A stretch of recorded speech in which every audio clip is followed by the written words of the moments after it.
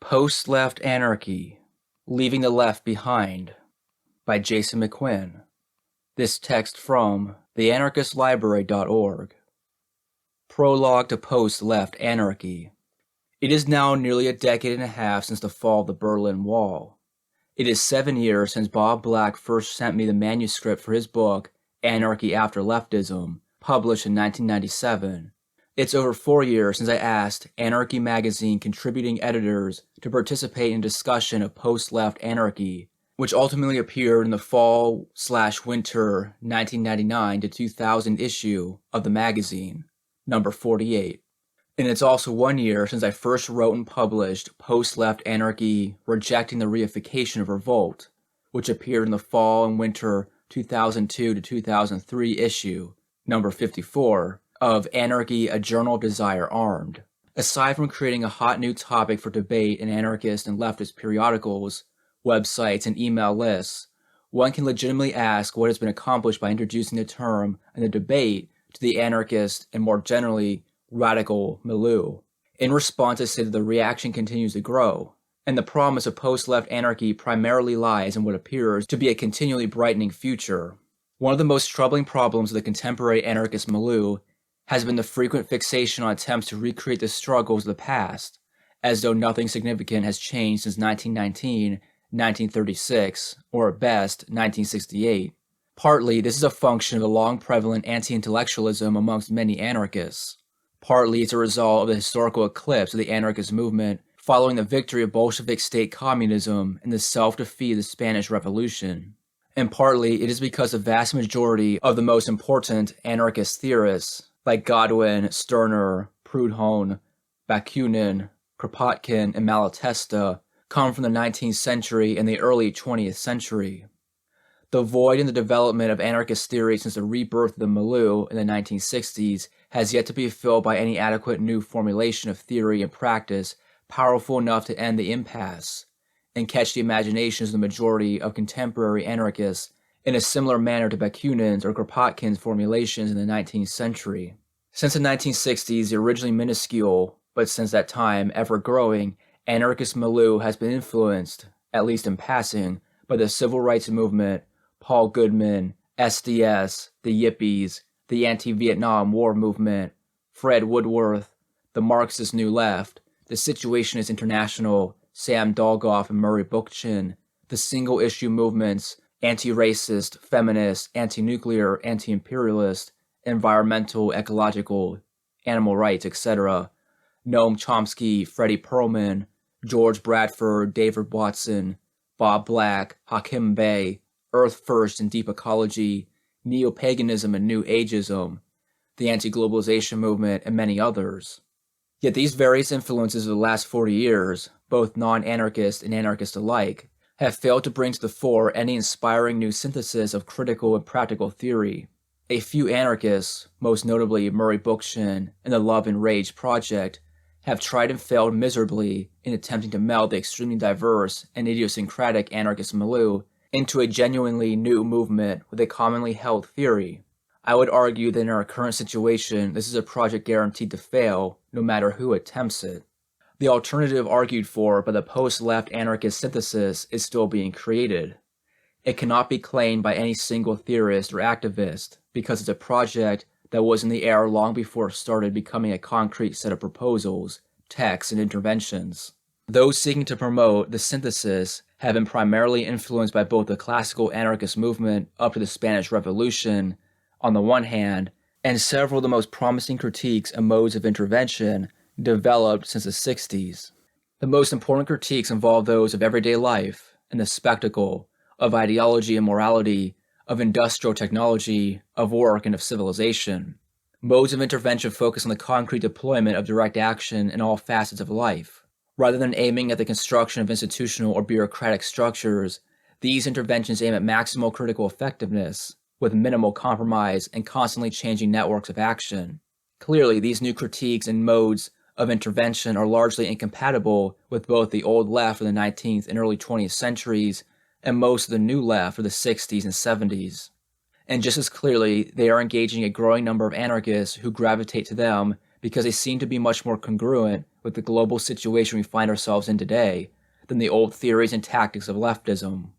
If anarchism doesn't change to address the lived realities of the 21st century by leaving the outmoded politics and organizational fetishism of leftism behind, its relevance will dissipate and the opportunities for radical contestation, now so apparent, will slowly vanish. Post-left anarchy is most simply a rubric through which many thoughtful contemporary anarchists would like to see the most vital of their new critiques and modes of intervention coalesce in an increasingly coherent and effective movement, which genuinely promotes unity and diversity, the complete autonomy of individuals and the local groups in struggle, and the organic growth of levels of organization which don't hold back our collective energies, spontaneity, and creativity. Introduction. Anarchist critiques of leftism have a history nearly as long as the term left has had a political meaning.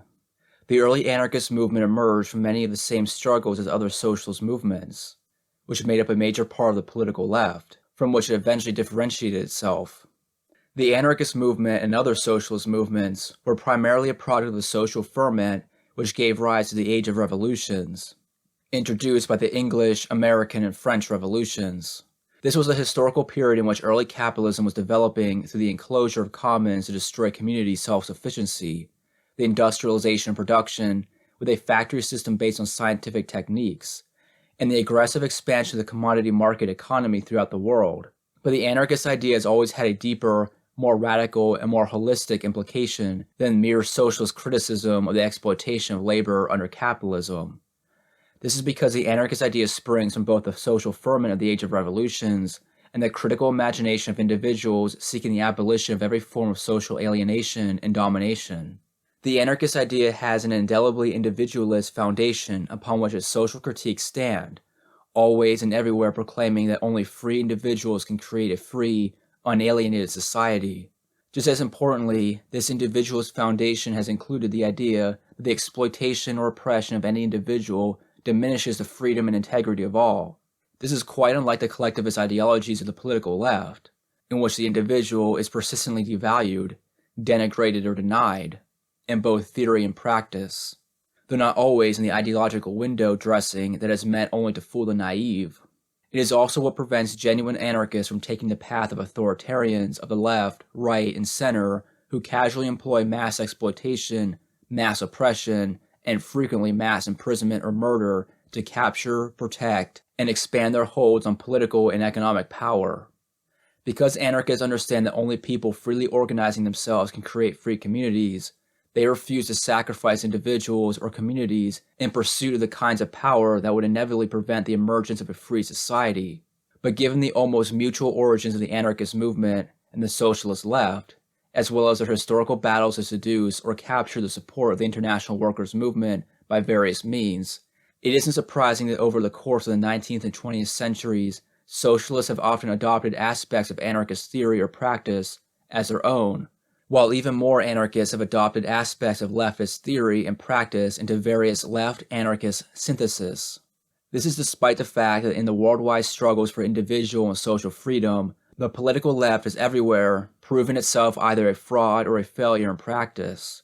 Wherever the socialist left has been successful in organizing and taking power, it has at best reformed and rehabilitated capitalism, or at worst instituted new tyrannies, many with murderous policies, some of genocidal proportions.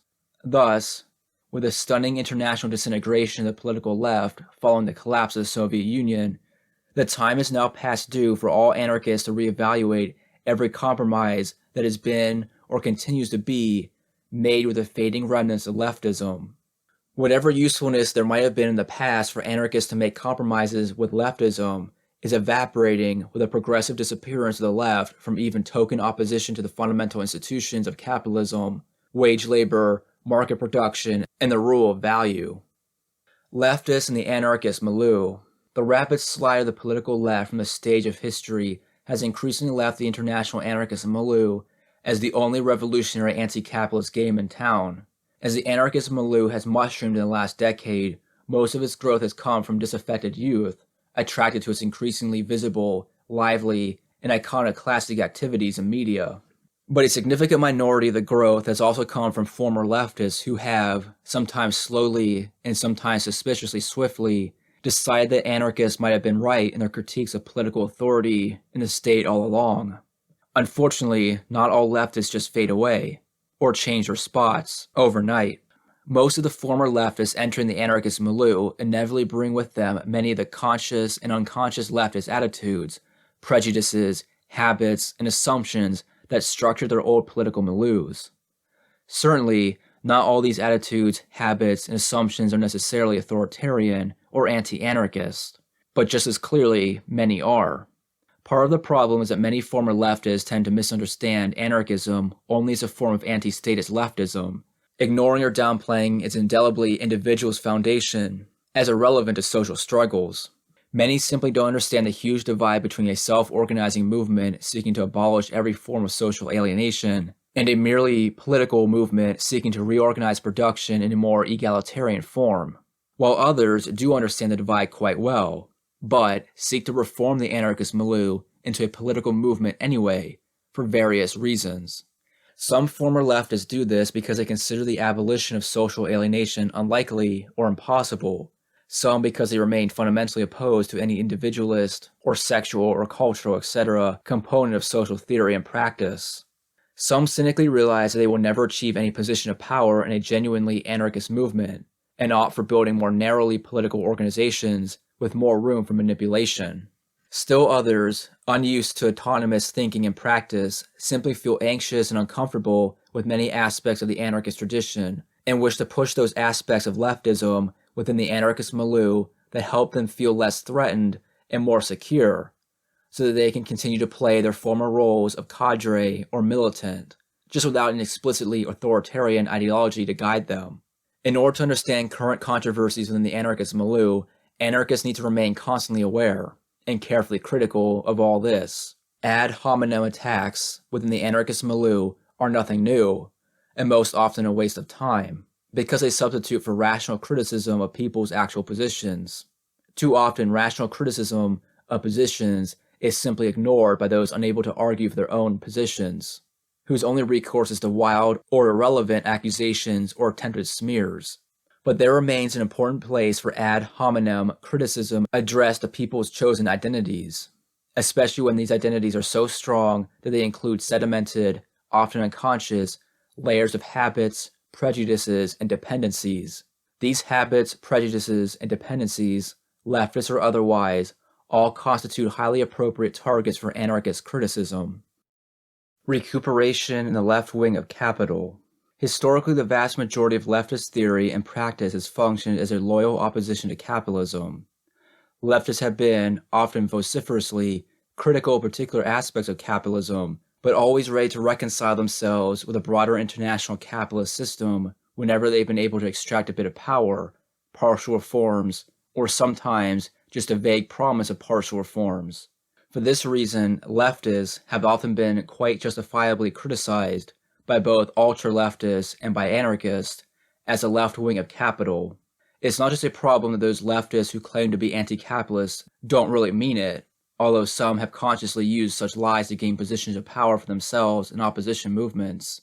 The major problem is that leftists have incomplete, self-contradictory theories about capitalism and social change. As a result, their practice always tends towards a recuperation or co-option and reintegration of social rebellion, always with a focus on organization. Leftists use a variety of tactics in their attempts to reify and mediate social struggles, representation and substitution, imposition of collectivist ideologies, collectivist moralism, and ultimately repressive violence in one form or another. Typically, leftists employed all these tactics in the most unrepentantly heavy-handed and explicitly authoritarian of ways. But these tactics, except for the last, can also be, and have often been, employed in more subtle, less overtly authoritarian ways as well. The most important examples for our purposes being the historical and present practices of many, but not all, left anarchists. Reification is often most generally described as thingification. It's a reduction of a complex, living process to a frozen, dead, or mechanical collection of objects or actions. Political mediation, a form of political reification, is the attempt to intervene in conflicts as a third-party arbiter or representative. Ultimately, these are the definitive characteristics of all leftist theory and practice. Leftism always involves the reification and mediation of social revolt, while consistent anarchists reject this reification of revolt. The formulation of post-left anarchy is an attempt to help make this rejection of the reification of revolt more consistent, widespread, and self-aware than it already is. Anarchy is a theory and critique of organization. One of the most fundamental principles of anarchism is that social organization must serve free individuals and free groups, not vice versa. Anarchy cannot exist when individuals or social groups are dominated, whether that domination is facilitated and enforced by outside forces or by their own organization. For anarchists, the central strategy of would-be revolutionaries has been the non-mediating, anti-authoritarian, often informal or minimalist self-organization of radicals, based on affinity and/or specific theoretical and practical activities, in order to encourage and participate in the self-organization of popular rebellion and insurrection against capital and state in all their forms. Even among most left anarchists, there has always been at least some level of understanding that mediating organizations are at best highly unstable and unavoidably open to recuperation, requiring constant vigilance and struggle to avoid their complete recuperation.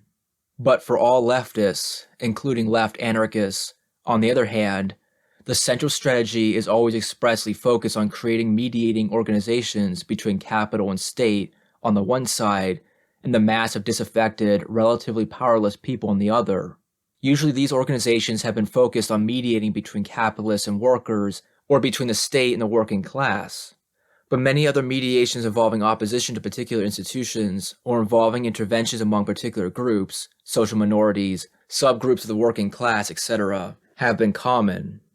These mediating organizations have included political parties, syndicalist unions, mass political organizations, front groups, single-issue campaign groups, etc. Their goals are always to crystallize and congeal certain aspects of the more general social revolt into set forms of ideology and congruent forms of activity. The construction of formal mediating organizations always and necessarily involves at least some levels of reductionism. Only particular aspects of the social struggle are included in these organizations. Other aspects are ignored, invalidated, or oppressed, leading to further and further compartmentalization of the struggle, which in turn facilitates manipulation by elites and their eventual transformation to purely reformist lobbying societies with all generalized radical critique emptied out. Specialization or professionalism. Those most involved in the day-to-day operation of the organization are selected, or self-selected, to perform increasingly specialized roles within the organization, often leading to an official division between leaders and led, with gradations of power and influence introduced in the form of intermediary roles in the evolving organizational hierarchy. Substitutionism. The formal organization increasingly becomes a focus of strategy and tactics rather than the people in revolt. In theory and practice, the organization tends to be progressively substituted for the people. The organization's leadership, especially if it has become formal, tends to substitute itself for the organization as a whole, and eventually a maximal leader often emerges who ends up embodying and controlling the organization. Ideology. The organization becomes a primary subject of theory with individuals assigned roles to play, rather than people constructing their own self-theories. All but the most self-consciously anarchistic, formal organizations tend to adapt some form of collectivist ideology, in which the social group of some level is exceeded to have more political reality than the free individual. Wherever sovereignty lies, there lies political authority. If sovereignty is not dissolved into each and every person, it always requires a subjugation of individuals to a group in some form.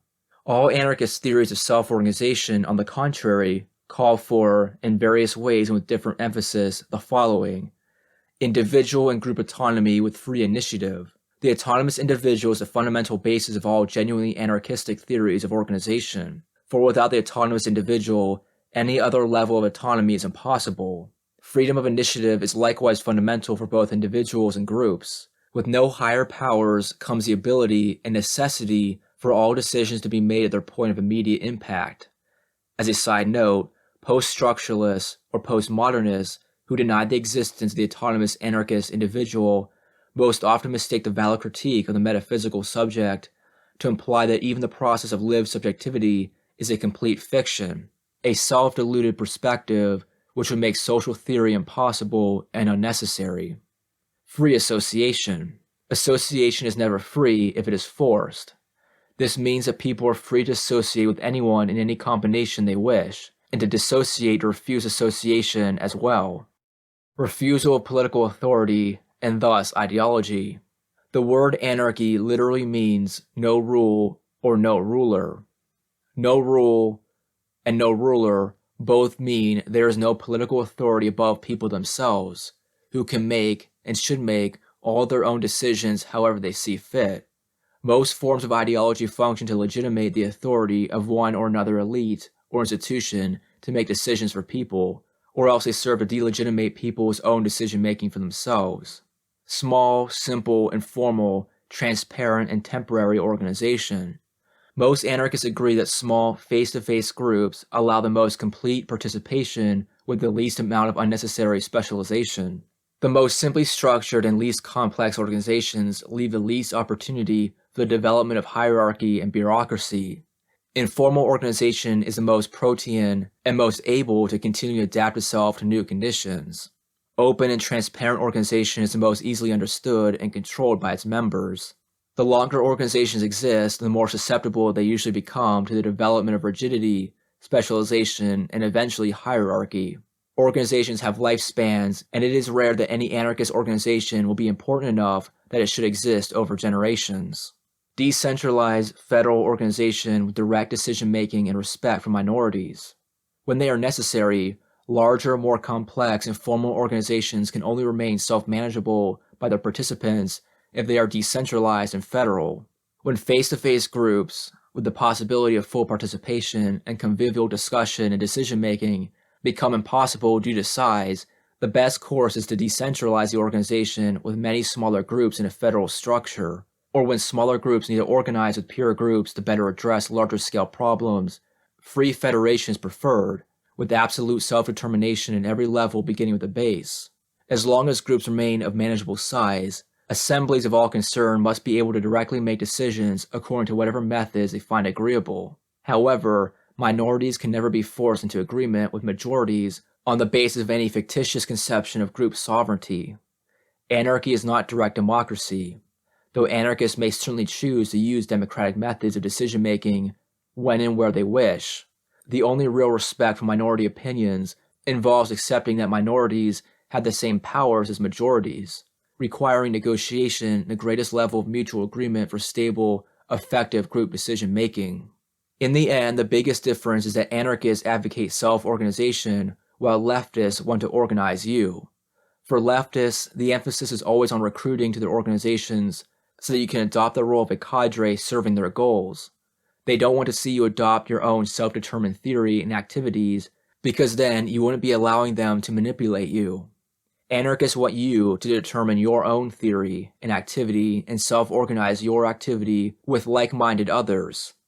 Leftists want to create ideological, strategic, and tactical unity through self-discipline, your self-repression when possible, or organizational discipline, threat of sanctions when necessary. Either way, you're expected to give up your autonomy to follow their heteronomous path that has already been marked out for you. Anarchy is a theory and critique of ideology.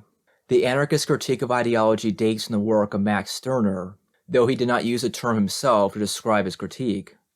Ideology is a means by which alienation, domination, and exploitation are all rationalized and justified through the deformation of human thought and communication. All ideology, in essence, involves the substitution of alien or incomplete concepts or images for human subjectivity. Ideologies are systems of false consciousness in which people no longer see themselves directly as subjects in their relation to the world. Instead, they conceive of themselves in some manner as subordinate to one type or another of abstract entity or entities, which are mistaken as the real subjects or actors in the world. Whenever any system of ideas and duties is structured with an abstraction at its center, assigning people's roles or duties for its own sake, such a system is always an ideology. All the various forms of ideology are structured around different abstractions, yet they all always serve the interests of hierarchical and alienating social structures, since they are hierarchy and alienation in the realm of thought and communication. Even if an ideology rhetorically opposes hierarchy or alienation in its content, its form still remains consistent with what is ostensibly being opposed, and this form will always tend to undermine the apparent content of the ideology.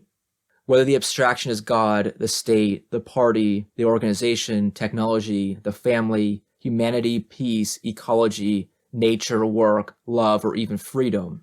If it is conceived and presented as if it is an active subject with a being of its own, which makes demands of us, then it is the center of an ideology.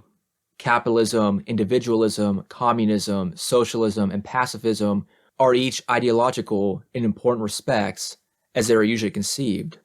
Religion and morality are always ideological by their very definitions.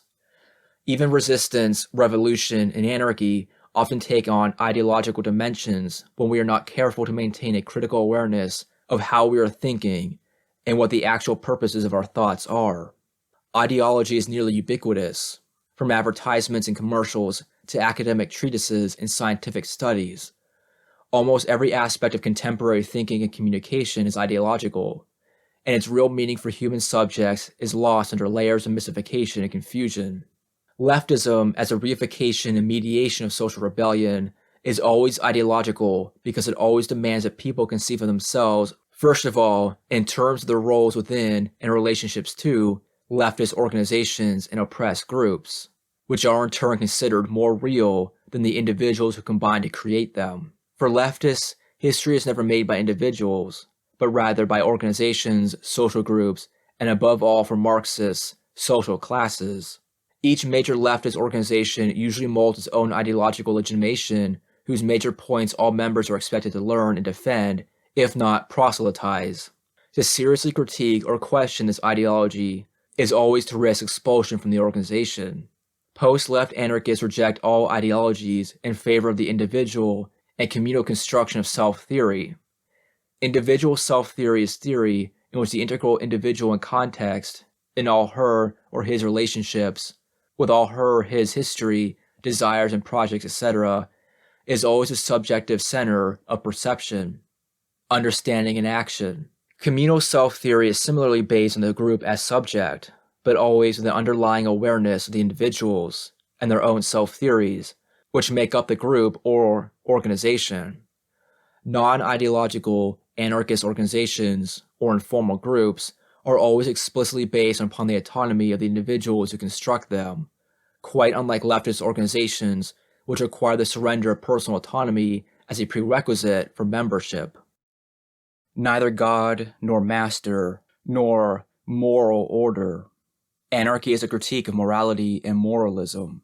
The anarchist critique of morality also dates from Stirner's master work, The Ego in Its Own, from 1844.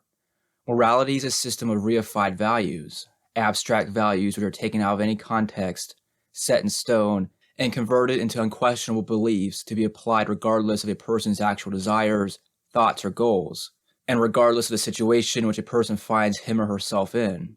Moralism is a practice of not only reducing living values to reified morals, but of considering oneself better than others because one has subjected oneself to morality, self-righteousness, and of proselytizing for the adoption of morality as a tool of social change.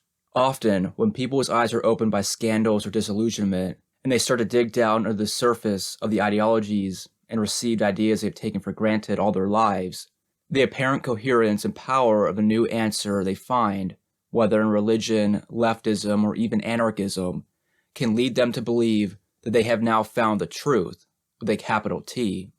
Once this begins to happen, people too often turn onto the road of moralism, with its attendant problems of elitism and ideology.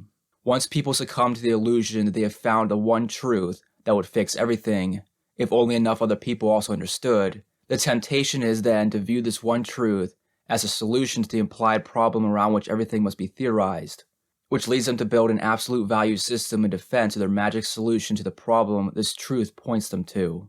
At this point, moralism takes over the place of critical thinking. The various forms of leftism encourage different types of morality and moralism, but most generally within leftism, the problem is that people are exploited by capitalists, or dominated by them, or alienated from society. or from the productive process, etc. The truth is that the people need to take control of the economy and or society into their own hands. The biggest obstacle to this is the ownership and control of the means of production by the capitalist class, backed by its monopoly over the use of legalized violence through its control of the political state. To overcome this, people must be approached with an evangelical fervor to convince them to reject all aspects, ideas, and values of capitalism and adopt the culture, ideas, and values of an idealized notion of the working class, in order to take over the means of production by breaking the power of the capitalist class and constituting the power of the working class, or its representative institutions, if not their central committees or supreme leader, over all of society. This often leads to some form of workerism, usually including the adoption of the dominant image of the culture of the working class, in other words, working class lifestyles, a belief in, usually scientific, organizational salvation, belief in the science of the inevitable victory of the proletariat in class struggle, etc. And therefore tactics consist with building the fetishized one true organization of the working class to contest for economic and political power. An entire value system is built around a particular, highly oversimplified conception of the world, and moral categories of good and evil are substituted for critical evaluation in terms of individual and communal subjectivity. The descent into moralism is never an automatic process. It is a tendency which naturally manifests itself whenever people start down the path of reified social critique. Morality always involves derailing the development of a consistent critical theory of self and society. It short-circuits the development of strategy and tactics appropriate for this critical theory and encourages an emphasis on personal and collective salvation through living up to the ideals of this morality by idealizing a culture or lifestyle as virtuous and sublime, while demonizing everything else as being either the temptations or perversions of evil. One inevitable emphasis then becomes a petty, continuous attempt to reinforce the boundaries of virtue and evil by policing the lives of anyone who claims to be a member of the in-group sect, while self-righteously denouncing out-groups. In the workerist milieu, for example, this means attacking anyone who doesn't sing paeans to the virtues of working-class organization, and especially to the virtues of the one true form of organization, or to the virtues of the dominant image of working-class culture or lifestyles, whether it be beer drinking instead of drinking wine, rejecting hip subcultures, or driving a Ford or Chevy instead of BMWs or Volvos. The goal, of course, is to maintain the lines of inclusion and exclusion between the in-group and the out-group, the out-group being variously portrayed in highly industrialized countries as the middle and upper classes, or the petty bourgeois, or the managers and capitalists, big and small. Living up to morality means sacrificing certain desires and temptations, regardless of the actual situation you might find yourself in favor of the rewards of virtue. Don't ever eat meat, don't ever drive SUVs, don't ever work 9 to 5, don't ever scab, don't ever vote, don't ever talk to a cop, don't ever take money from the government, don't ever pay taxes, don't ever, etc., etc. Not a very attractive way to go about living your life for anyone interested in critically thinking about the world and evaluating what to do for oneself. Rejecting morality involves constructing a critical theory of oneself and society, always self-critical, provisional, and never totalistic, in which a clear goal of ending one's social alienation is never confused with reified partial goals. It involves emphasizing what people have to gain from radical critique and solidarity rather than what people must sacrifice or give up in order to live virtuous lives of politically correct morality. Post-left anarchy, neither left nor right, but autonomous. Post-left anarchy is not something new and different. It's neither a political program nor an ideology. It's not meant in any way to constitute some sort of faction or sect within the more general anarchist milieu. It's in no way an opening to the political right. The right and left have always had much more in common with each other than either has in common with anarchism, and it's certainly not intended as a new commodity in the already crowded marketplace of pseudo-radical ideas. It is simply intended as a restatement of the most fundamental and important anarchist positions within the context of a disintegrating international political left. If we want to avoid being taken down with the wreckage of leftism as it crumbles, we need to fully, consciously, and explicitly dissociate ourselves from its manifold failures, and especially from the invalid presuppositions of leftism which led to these failures. This doesn't mean that it's impossible for anarchists to also consider themselves leftists. There has been a long, most often honorable, history of anarchist and left synthesis. But it does mean that in our contemporary situation, it is not possible for anyone, even left anarchists, to avoid confronting the fact that the failures of leftism in practice require a complete critique of leftism and an explicit break with every aspect of leftism implicated in its failures. Left anarchists can no longer avoid subjecting their own leftism to intensive critique. From this point on, it is simply not sufficient, not that it really ever has been, to project all the failures of leftism onto the most explicitly obnoxious varieties and episodes of leftist practice, like Leninism, Trotskyism, and Stalinism. The critiques of leftist statism and leftist party organization have always been only the tip of a critique that must now explicitly encompass the entire iceberg of leftism, including those aspects often long incorporated into the traditions of anarchist practice. Any refusal to broaden and deepen the criticism of leftism constitutes a refusal to engage in the self-examination necessary for genuine self-understanding, and stubborn avoidance of self-understanding can never be justified for anyone seeking radical social change. We now have the unprecedented historical opportunity, along with a plenitude of critical means, to recreate an international anarchist movement that can stand on its own and bow to no other movements. All that remains is for all of us to take this opportunity to critically reformulate our anarchist theories and reinvent our anarchist practices in light of our most fundamental desires and goals. Reject the reification of revolt. Leftism is dead. Long live anarchy.